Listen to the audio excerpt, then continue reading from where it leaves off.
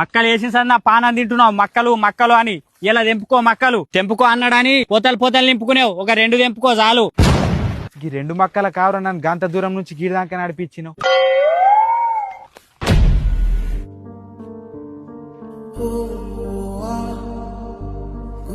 ఇట్లయిందేమ్రా,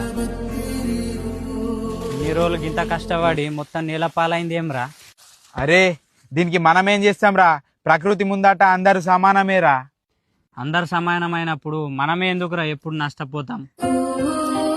ఈ సంవత్సరం మంచిగా వండిందిరా, అప్పులన్నీ తీరిపోతాయి అనుకున్నారా. చెల్లె పెళ్లి కూడా చేద్దాం అనుకుని మొన్ననే మాట్లాడినాం రా, కానీ అప్పుడే